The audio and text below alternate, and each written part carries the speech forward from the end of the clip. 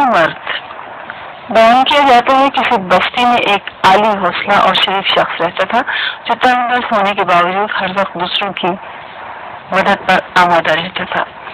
एक दिन उसके पास एक शख्स आया और यूं गोया हुआ, ऐ सखी, मैंने एक शख्स से कर्ज लिया था, वक्त पर अदायगी न कर सका और अब वो मुझे कैद करवा देने पर आमादा है। उस सवाली ने जितनी रकम मांगी थी वो कुछ ज्यादा न थी, लेकिन उस वक्त इस शख्स के पास ये मामूली सी रकम भी न थी। ऐसे लोगों के पास सरमाया जमा भी कहाँ रहता है। उनकी मिसाल तो बुलंद पहाड़ों की सी है कि जो पानी उन पर बरसता है उसी वक्त ढलानों पर बह जाता है। सवाली को रकम न मिली तो कर्ज खां ने उसे कैद कर दिया।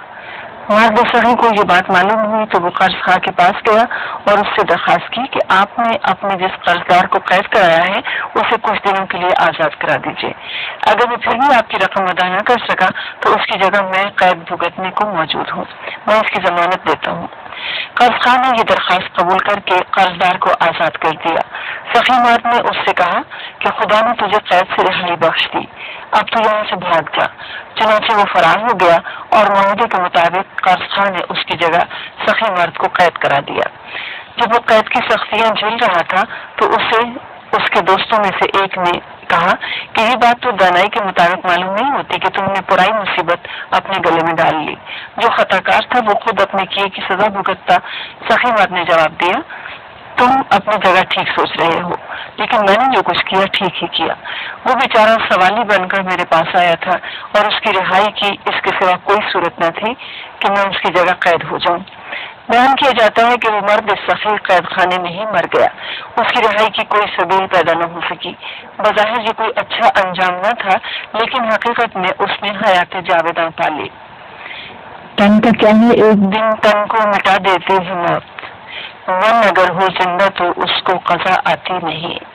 जिंदा कर नूरे सखावत से दिल बेमहर को, ये कली वो है खजा में भी जो मुरझाती नहीं। इस हिदायत में हजरत सादी ने मकाम एहसान का हाल बयान किया है। कुरान मजीद में मुहसिनीन का बहुत बड़ा दर्जा बयान किया गया है। हजरत शाह वलीउल्लाह मुहद्दिस देहलवी रहमतुल्लाह अलैह ने इंसान की ये तशरीह फरमाई है कि कायदे कानून के मुताबिक और आम अखलाक की रूह से इंसान पर जो फर्ज आयद होता है इससे बढ़कर नेकी की जाए।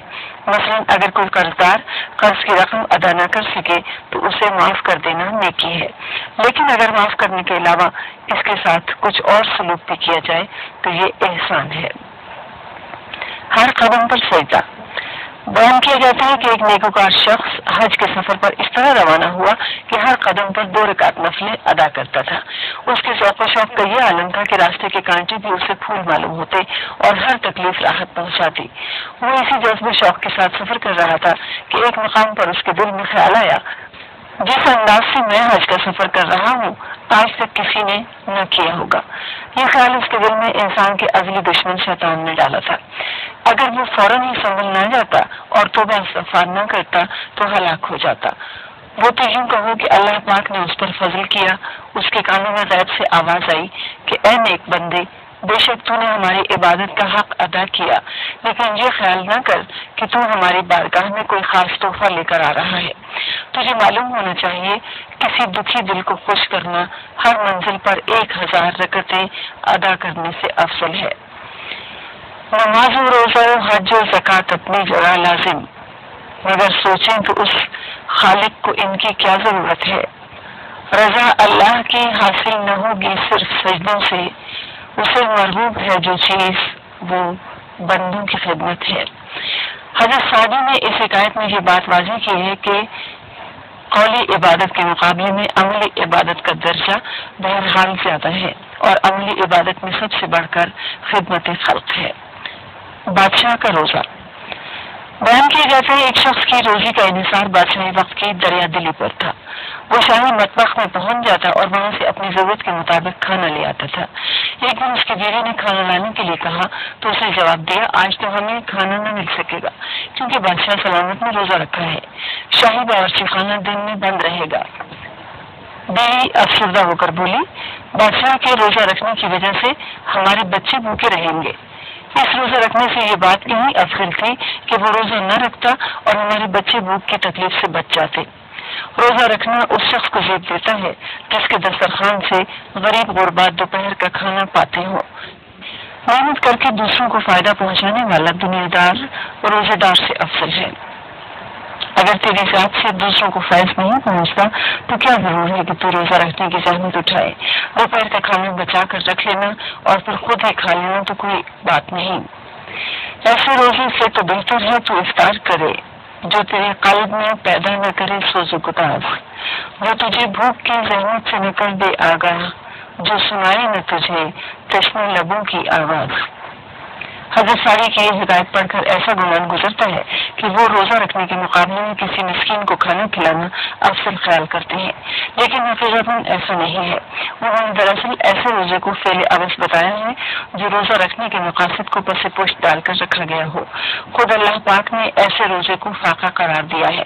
اسلامی عبادات کے سلسلے میں یہ بات اچھی طرح سمجھنے کے قابل ہے کہ یہ دیگر مذاہب کی پوجا پاٹ نہیں بلکہ انسان کی روح کو اس مقصد کے لیے بیدار کرنے کا ذریعہ ہے کہ وہ بھلائی پھیلانے اور برائی کو مٹانے کا فرض انجام دے۔ پیاسا کتا۔ حضرت سعدی رحمۃ اللہ علیہ بیان فرماتے ہیں کہ ایک نیک دل شخص جنگل میں سفر کر رہا تھا۔ ایک جگہ اسے ایک کتا نظر آیا جو پیاس کی وجہ سے ہلکان ہو رہا تھا۔ کتے کو اس حالت میں دیکھ کر اسے بہت ترس آیا۔ اس نے فوراً اپنے سر سے پگڑی اور کلہا اتاری اور ان کی مدد سے کنویں سے پانی نکال کر پیاسے کتے کو پلایا۔ اس زمانے کے پیغمبر کو بتایا گیا کہ اس شخص کی اس نیکی کو اللہ پاک نے ایسا پسند فرمایا کہ اس کے سارے گناہ معاف فرما دیے۔ جو لوگ نیکی کے راستے سے بھٹک گئے ہیں انہیں اس واقعے پر غور کرنا چاہیے کہ جب اللہ پاک نے ایک کتے کو پانی پلا دینے جیسی معمولی نیکی کو قدر کی نگاہ سے دیکھا تو نیک انسان کے ساتھ بھلائی کرنے کا درجہ کتنا بڑا ہوگا۔ لازم ہے کہ ہر شخص اپنی بساط کے مطابق بھلائی کے کاموں میں لگا رہے۔ اگر ایک شخص مسافروں کے لیے کنواں نہیں کھودوا سکتا تو اسے چاہیے اندھیرے راستے میں چراغ ہی جلا دے۔ ایک غریب آدمی کا راہ خدا میں 1 دینار خرچ کرنا امیر کے خزانے لٹانے سے زیادہ قابل تعریف ہے۔ میں اس بات کو بھول اے نیک بخت، بھروسے کے قابل نہیں تاج و تخت، ازل سے ہے دنیا کی خوب انقلاب، ہے اس کی ہر ایک چیز پا در رکاب، جسے آج بیچارہ پاتا ہے تو ہے ممکن ہو کل صاحب کاخ کو، بقا ہے فقط نیک اعمال کو، بقا کچھ نہیں جاہ اور مال کو۔ اس حکایت میں حضرت سعدی نے یہ نقطہ بیان فرمایا ہے کہ نیکی کرنے کے لیے صاحب اقتدار اور قوت و شوکت والا ہونا شرط نہیں۔ اس سلسلے میں اصل چیز دل کا تقویٰ ہے۔ درست نیت اور خلوص کے ساتھ ادنا سے ادنا نیکی بھی انسان کو بہشت بری کا حقدار بنا سکتی ہے۔ مغرور کا انجام بیان کیا جاتا ہے، زمانے کا ستایا ہوا ایک مفلس ایک امیر آدمی کے پاس گیا اور اپنا احوال سنا کر امداد کی درخواست کی۔ امیر آدمی مال و دولت ضرور رکھتا تھا لیکن دولت اخلاق سے محروم تھا۔ اس نے سائل کو خوب ڈانٹا اور غلاموں کو حکم دیا کہ دھکے دے کر اسے باہر نکال دو۔ غیور خدا کو اس بدخلق امیر کی یہ حرکت کچھ ایسی ناگوار ہوئی کہ اس نے اس کی تقدیر کا پانسا پلٹ دیا۔ پے در پے نقصانات اور آفات نے اس کی املاک کو برباد کر دیا اور عزت و وجاہت سے بالکل محروم ہو گیا۔ جیسے کہ قاعدہ ہے زوال کے وقت کوئی ساتھی نہیں بنتا، ملازم اور 4 دوست اس سے کنارہ کش ہو گئے اور ملازموں میں سے ایک ایسا ملازم جو اس کا معتمد تھا ایک اور شخص کی خدمت پر مامور ہو گیا۔ کچھ عرصے کے بعد ایک دن یہ خادم اپنے نئے آقا کو کھانا کھلا رہا تھا کہ کسی فقیر نے دروازے پر آ کر صدا لگائی۔ یہ امیر نیکخو اور خدا ترس تھا۔ اس نے خادم کو حکم دیا کہ سائل کے لیے کھانا لے جا اور اس کا سوال پورا کر۔ خادم کھانا لے کر چلا گیا اور جب واپس لوٹا تو غم سے نڈھال ہو رہا تھا۔ اس کے رخساروں پر یوں آنسو بہ رہے تھے جیسے اسے کوئی بہت ہی بڑا صدمہ پہنچا ہو۔ امیر نے رونے اور ملول ہونے کا سبب پوچھا تو اس نے کہا، اے آقا، جو بوڑھا آدمی ہاتھ میں کشکول لیے آج ہمارے دروازے پر بھیک مانگنے آیا ہے یہ کسی وقت بہت دولت مند تھا اور اس زمانے میں اس کے خدمتگاروں میں شامل تھا۔ آج اسے ایسی خراب حالت میں دیکھ کر میرا دل بے چین ہو گیا۔ امیر آدمی نے خادم کی یہ بات سن کر کہا، تو نے اسے تو پہچان لیا لیکن مجھے بھی پہچانتا ہے؟ میری طرف دیکھ، میں وہی سائل ہوں جو ایک دن تیرے پہلے آقا کے پاس گیا تھا اور اس نے مجھے بے آبرو کر کے اپنے گھر سے نکلوا دیا تھا۔ آج تو اسے جس حالت میں دیکھ رہا ہے یہ یقیناً اس کے برے اعمال کا نتیجہ ہے۔ خدا نے اسے اپنے فضل و کرم سے نوازا تو وہ فرعون بے سامان بن گیا۔ اگر وہ ایسا نہ کرتا تو اس حال کو نہ پہنچتا۔ نحو مغرور اے ناداں مقافات عمل سے ڈر، تیرا ہر ایک عمل ایک بیج ہے جو بار بار ہوگا، جو خوش کردار ہے تو پھول لگیں گے باغ ہستی میں، نہیں ایسا تو پھر ہنگامے برق و شرر ہوگا۔ حضرت سعدی نے اس حکایت میں قدرت کے اٹل قانون مقافات عمل کی طرف توجہ دلائی ہے۔ جس طرح کوئی شخص جو کاشت کرنے کے بعد گندم حاصل نہیں کر سکتا، اسی طرح برائی کرنے والے کو بھلائی حاصل نہیں ہوتی۔ بعض اوقات یہ دیکھنے میں آتا ہے کہ ایک شخص برے اعمال میں مگن ہوتا ہے جیسے برائی اسے راس آ گئی ہو۔ کبھی یہ ہوتا ہے کہ برے کی رسی دراز کی جاتی ہے اور وقت آنے پر اسے اگلے پچھلے سارے گناہوں کی سزا دی جاتی ہے، اور کبھی ایسے آدمی کی حیثیت جلاد کی ہوتی ہے، اسے اس سے بڑے مجرموں کو سزا دینے پر مقرر کیا جاتا ہے۔ حضرت شبلی رحمۃ اللہ علیہ اور چمٹی بیان کیا جاتا ہے، حضرت شبلی رحمۃ اللہ علیہ نے ایک دن غلہ فروش کی دکان سے ایک بوری غلہ خریدا اور اپنے کاندھوں پر رکھ کر گھر آ گئے۔ آپ بوری سے غلہ نکال رہے تھے تو آپ کی نظر ایک چمٹی پر پڑی جو غلے کے ساتھ بوری میں آ گئی تھی۔ آپ کے دل میں خیال آیا کہ یہ تو برا ہوا، بیچاری چمٹی بے وطن ہو گئی۔ چنانچہ آپ کو اس وقت تک قرار نہ آیا جب تک اس چمٹی کو پھر غلہ فروش کی دکان پر لے جا کر نہ چھوڑ دیا۔ سنگ دل ہے سیاہ باطن ہے، ناتواں پر جو ظلم ڈھاتا ہے، خود بھی ایک دن ستایا جائے گا، جو نڈر ہو کے جو بکھرتا ہے۔ چمٹی میں بھی جان ہے ظالم، اس پہ کیوں اپنا پاؤں دھرتا ہے۔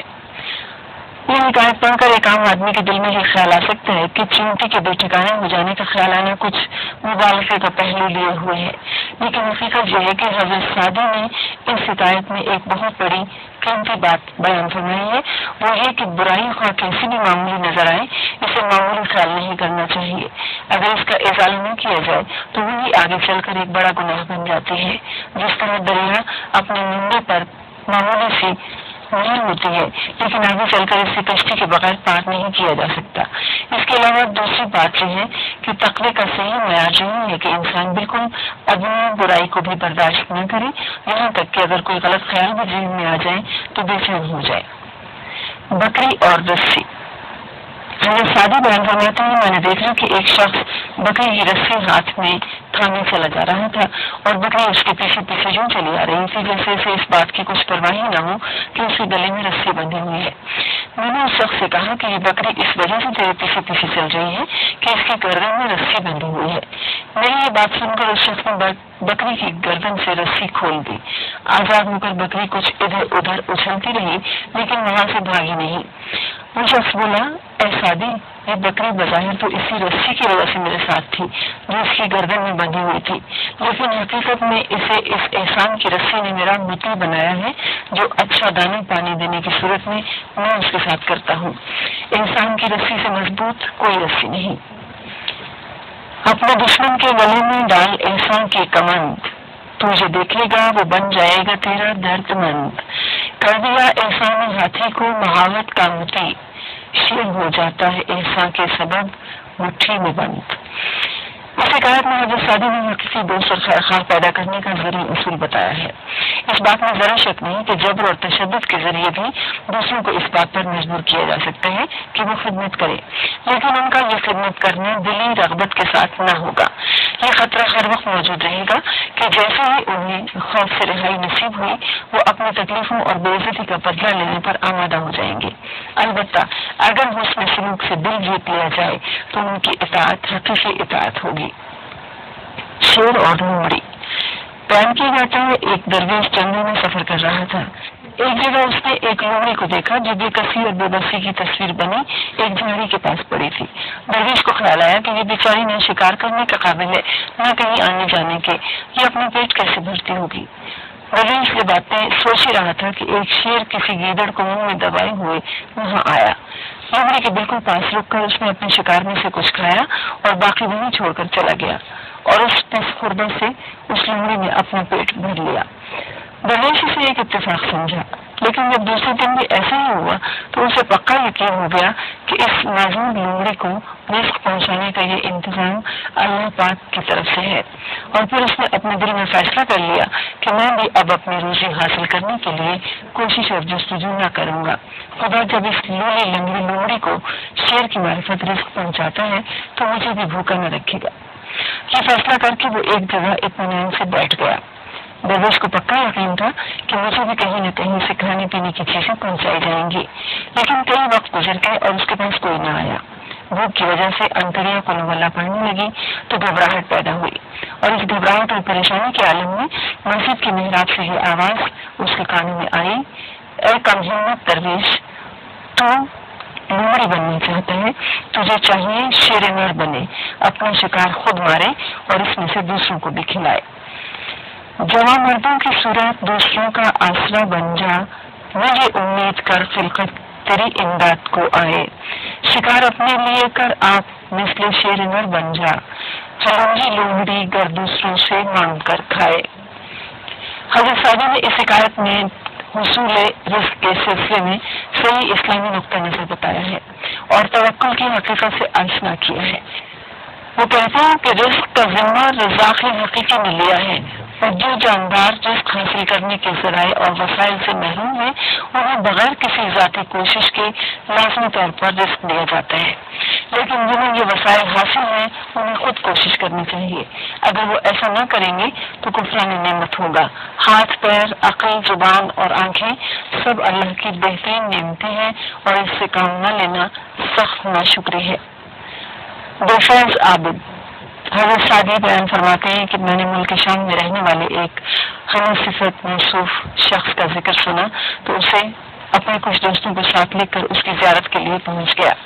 یہ شخص خاصا خوشحال تھا، سواری کے لیے گھوڑے، رہنے کے لیے اعلیٰ درجے کا مکان، باغ باغیچے اور نوکر چاکر سبھی کچھ خدا نے اسے دے رکھا تھا۔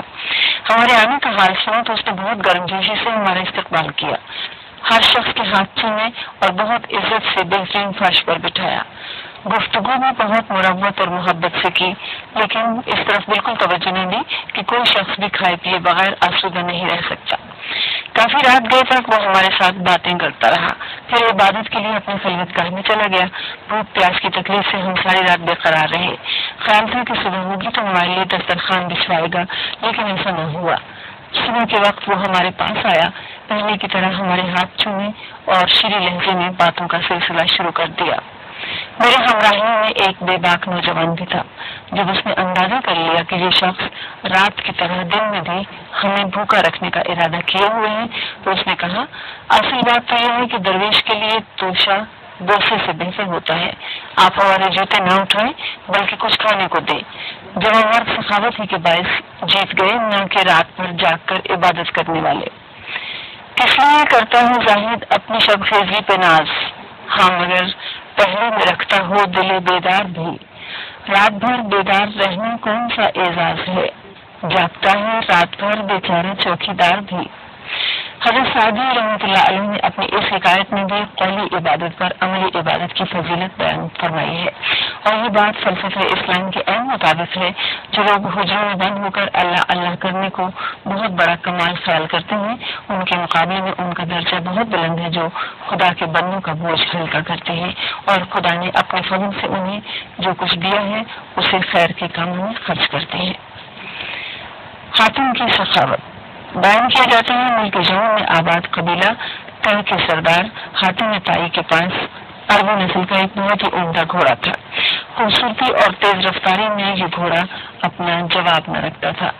ایک دن روم کے بادشاہ کے دربار میں حاتم تائی کی سخاوت اور اس کے سبا رفتار گھوڑے کے بارے میں بات ہو رہی تھی۔ اپنی اپنی معلومات کے مطابق ہر شخص حاتم کی تعریف کر رہا تھا۔ درباریوں کی یہ باتیں سن کر بادشاہ نے کہا، جب تک آزما نہ لیا جائے کسی کے بارے میں رائے قائم کرنا عقل مندی کے خلاف ہے۔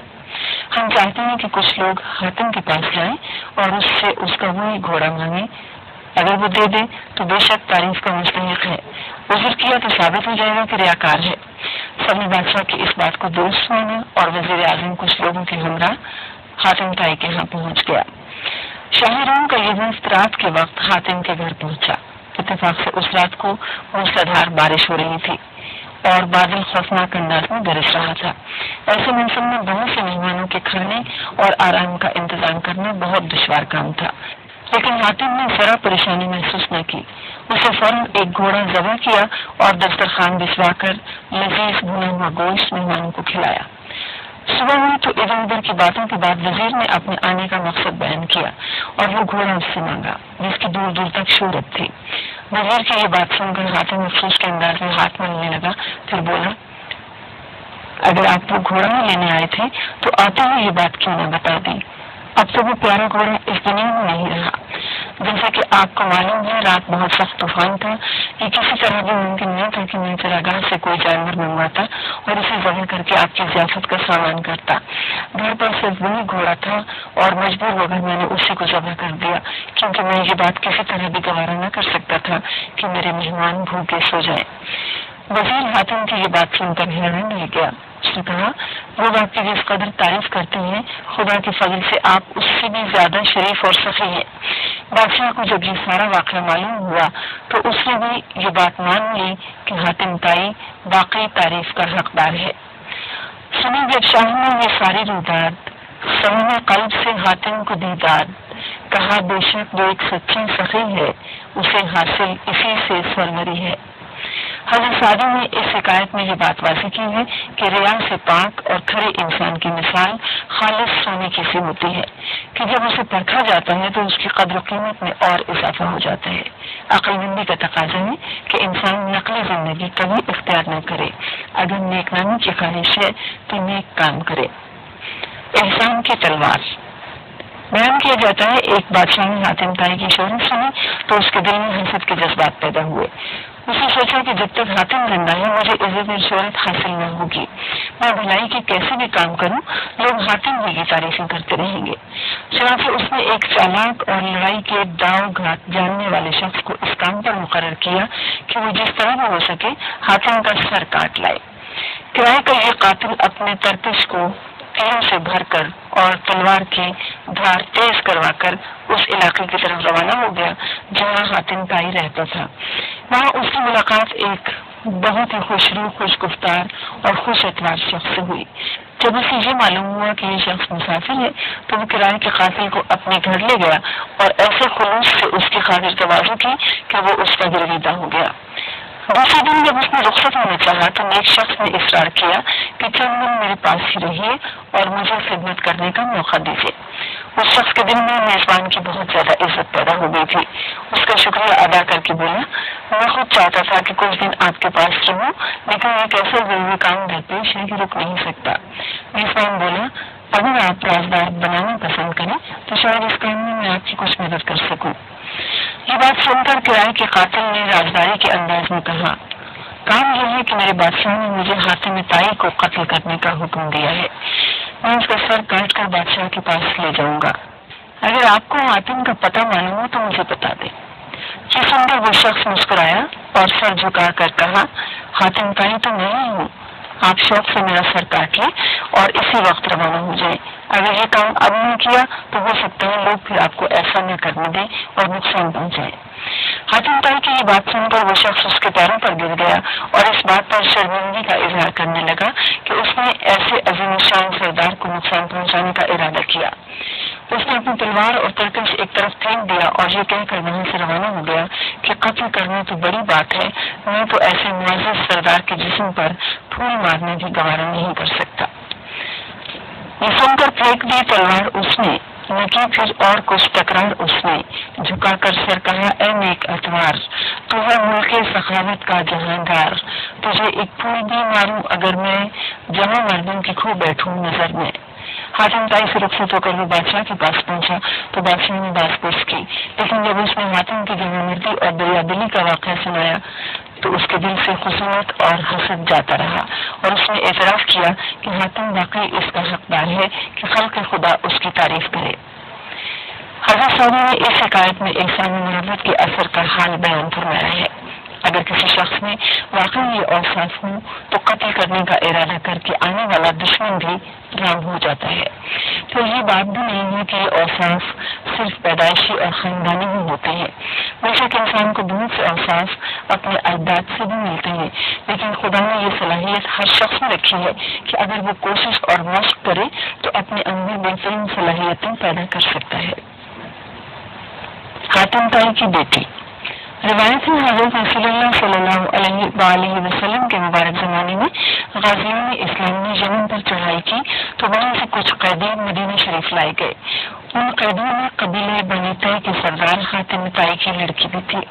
ان قیدیوں کے مستقبل کے بارے میں فیصلہ کیا جانے لگا تو بنت حاتم اپنی جگہ سے اٹھی اور بہت شائستگی سے کہا، میں بنی طے کے معزز سردار حاتم طائی کی بیٹی ہوں۔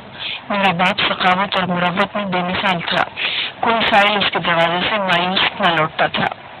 حضرت رسول اکرم صلی اللہ علیہ وآلہ وسلم نے فرمایا، یہ صفات تو مسلمانوں کی ہے۔ آپ نے حکم دیا کہ لڑکی کو عزت کے ساتھ آزاد کر دیا جائے، چنانچہ وہ آزاد کر دی گئی، لیکن اس نے کہا، میں اس آزادی پر ہرگز راضی نہ ہوں گی کہ میں تو آزاد ہو جاؤں لیکن میرے قبیلے کے لوگ اس نعمت سے محروم رہے۔ لڑکی کی یہ بات سن کر حضرت رسول اللہ صلی اللہ علیہ وآلہ وسلم نے تمام قیدیوں کو آزاد کر دیا اور وہ عزت کے ساتھ اپنے وطن لوٹ گئے۔ رسول ہاشمی نے جب سنی یہ بات لڑکی کی، بنی طے کے ہر ایک قیدی کو آزادی عطا کر دی۔ یہ فرمایا، جن کی اصل اچھی کیوں نہ اچھے ہو، یہ دولت ہاتھ آ جائے تو پھر گم ہو نہیں سکتی۔ حضرت سعدی نے اس حکایت میں یہ بات بتائی ہے کہ اسلام ہر بھلائی کا قدردان ہے۔ دوسرے مذاہب کی طرح اس کی بنیاد تعصبات اور رنگ و نسل کی بنیاد پر دوسروں کو غیر قرار دے کر ان سے نفرت کرنے پر نہیں۔ حضرت رسول مقبول صلی اللہ علیہ وآلہ وسلم کو جب حاتم طائی کی نیکیوں کا علم ہوا تو آپ نے نہ صرف اس کی اولاد بلکہ پورے قبیلے کو معافی کا مستحق قرار دیا۔ بادشاہ کا فیصلہ۔ بیان کیا جاتا ہے کسی جنگل بیابان میں ایک غریب آدمی کا گدھا کیچڑ میں پھنس گیا۔ ایک تو جنگل، دوسرا موسم بہت خراب، سردی کے موسم میں تیز ہوا چل رہی تھی اور بارش برس رہی تھی۔ اس مصیبت نے غریب آدمی کو سخت مشتعل کر دیا تھا اور وہ جنجلاہٹ کے عالم میں گدھے سے لے کر ملک کے بادشاہ تک سب کو برا بھلا کہہ رہا تھا۔ اتفاق ایسا ہوا کہ بادشاہ اپنے لاؤ لشکر کے ساتھ اس طرف سے گزرا اور اس نے یہ بدکلامی اپنے کانوں سے سن لی۔ وہ وہیں رک گیا اور اس خیال سے اپنے لشکریوں کی طرف دیکھا کہ وہ اس معاملے میں اپنی رائے دے۔ ایک مصاحب نے بادشاہ کی منشا سے آگاہ ہو کر کہا کہ گستاخ واجب القتل ہے، اس نے حضور کی شان میں گستاخی کی ہے۔ بادشاہ یہ سن کر مسکرایا اور تحمل سے بولا، بے شک اس نے گستاخی کی ہے، لیکن دراصل اس مصیبت نے اسے حواس باختہ کر دیا ہے جس میں وہ پھنسا ہوا ہے۔ اسے سزا دینے کے مقابلے میں مناسب یہ ہوگا کہ اسے مصیبت سے نکالا جائے اور اس کے ساتھ احسان کیا جائے۔ یہ کہہ کر بادشاہ نے نہ صرف اس کا گدھا کیچڑ سے نکلوا دیا بلکہ اسے سواری کے لیے گھوڑا، پوستین اور نقدی بھی عطا کی۔ انعام عطا کرنے کے بعد بادشاہ آگے بڑھ گیا تو ایک شخص نے گدھے والے سے کہا، تو نے تو اپنی ہلاکت میں کوئی کسر نہ چھوڑی تھی، اسے خدا کا خاص انعام خیال کر کہ تیری جان بچ گئی۔ وہ بولا، بھائی میں اپنی محنت کے مطابق بک بک کر رہا تھا اور بادشاہ نے اپنی شان کے مطابق مجھ پر کرم کیا۔ سچ تو یہ ہے کہ برائی کے بدلے بھلائی کرنا ہی جوان مردوں کا شیوا ہے۔ برائی کا بدلہ برائی سے دینا نہیں ہے جوان مرد انسان کا شیوا۔ بڑائی نہیں ہے برے سے برائی، جو کانٹے بچھائے کھلا اس کو میوہ۔ حضرت سعدی نے اس حکایت میں قرآن مجید کی اس آیہ شریفہ کی تشریح کی ہے جس میں فرمایا گیا ہے کہ جو تجھ سے توڑے تو اس سے جوڑ، جو تجھے محروم کرے تو اسے دے۔ اس میں شک نہیں کہ خدائی قانون میں بھی بدلہ اور انتقام لینے کی اجازت ہے، لیکن مقام احسان یہ ہے کہ برائی کرنے والے کے ساتھ بھلائی کی جائے۔